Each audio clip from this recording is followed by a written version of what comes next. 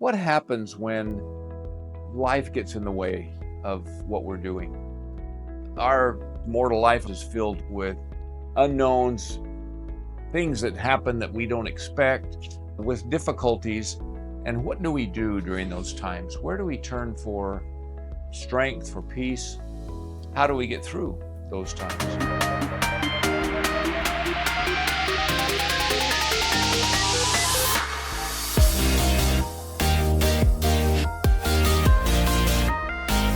Hello, everyone. This is Pops from Hey Pops Financial. Glad to have you back for this recording today. I wanted to talk a little bit about something that relates to finances, but it relates to the rest of life too, and that is what happens when life gets in the way of what we're doing. Our mortal life is filled with unknowns, things that happen that we don't expect, with difficulties. And what do we do during those times? Where do we turn for strength, for peace? How do we get through those times? First of all, I feel like there are a couple of things that I have had in my life that have allowed me to deal with life. One is a great family. I grew up in a family that I love my folks dearly. Yeah, we had our problems, every family does, but in general, we had a very close family and we all supported each other. And I've had the luxury of having 7 of my own children with my wife, and it's rewarding to me, especially when something comes up. One of them has a difficult time. They send out a blast text or email to everybody, siblings and everyone involved in the family, and answers come back very quickly from each of the kids. They love each other, they support each other, and that is so strengthening and rewarding for me to have a family that they can rely on. And that I can rely on. So I think having a good family is one.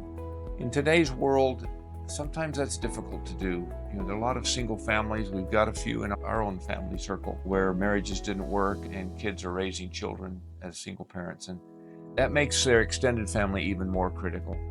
I had the opportunity to have a couple of my grandchildren with me a couple of weeks ago for 2 weeks.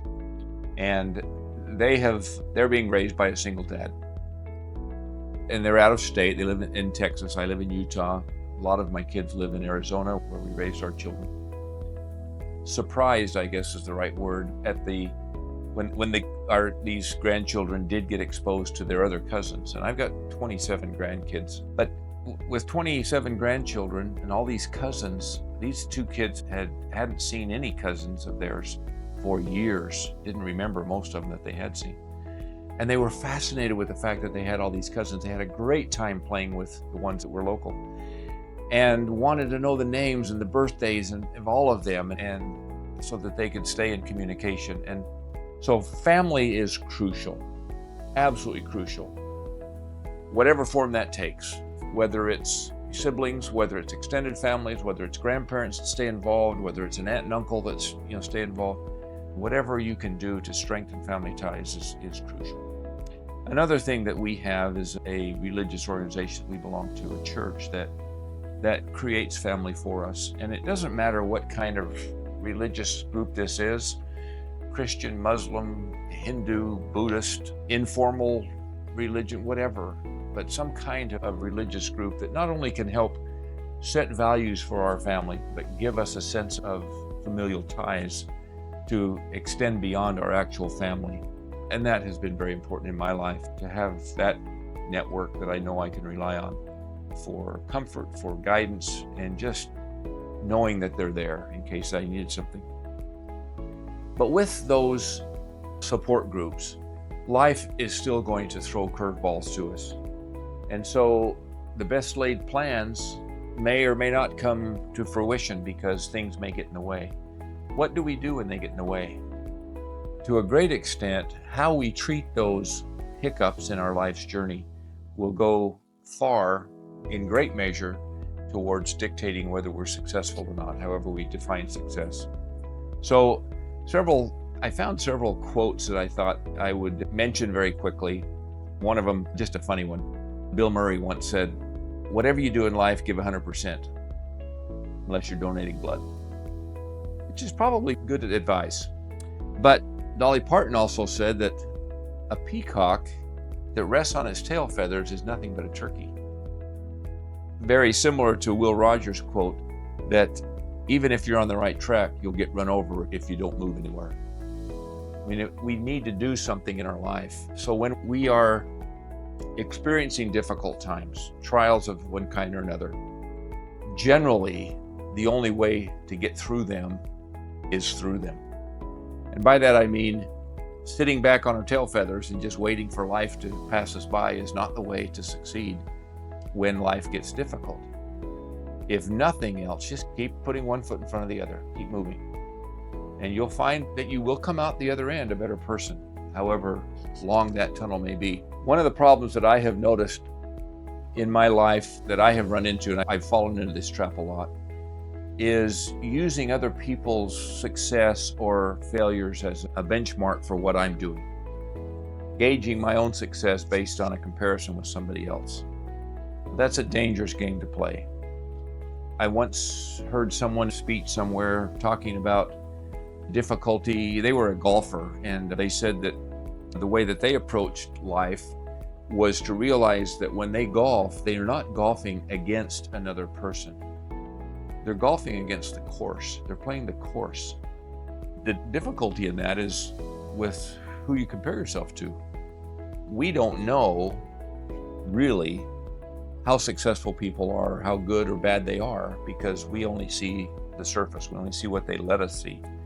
And so to compare how we're doing with what they're doing and how they're doing is never going to succeed, because we just don't know all of the parameters. And so we need to remember that we're playing the course of life. We're not playing against people. We don't need to compare ourselves to people.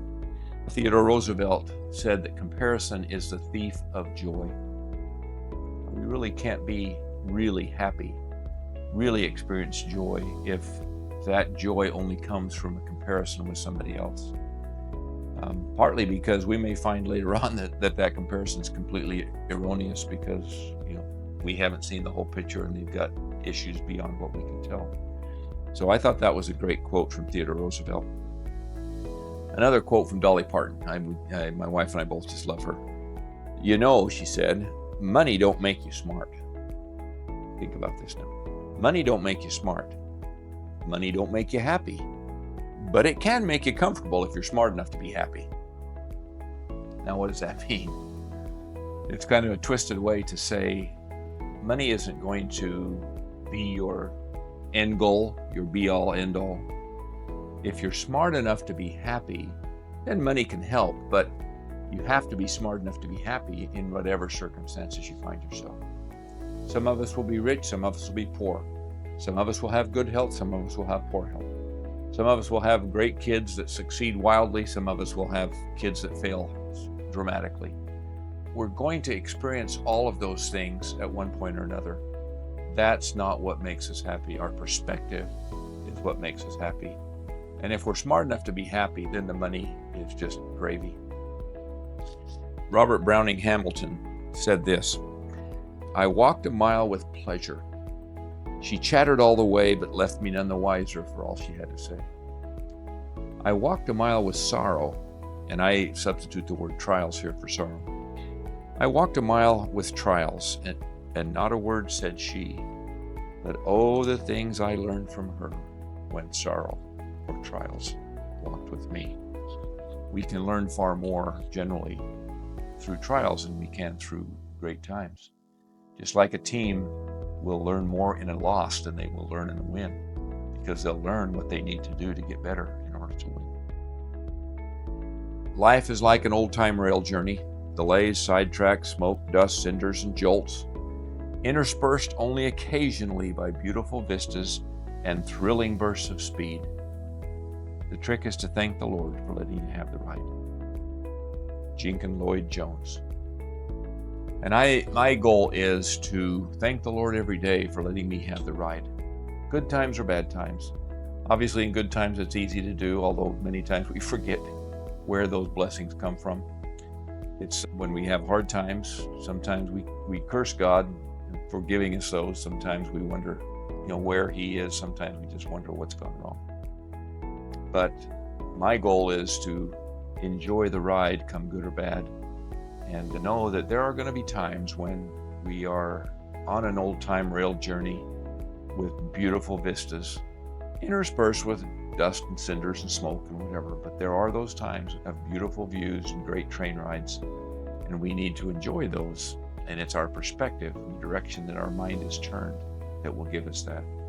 So hopefully this is giving you something to think about. Certainly it relates financially, but it relates to life in general. And hopefully you've gained something from that. If so, let us know. If you have other questions that we can address, let us know, whether they're directly financial related or otherwise. We'd love to have your feedback. Like what you see, subscribe to our channel.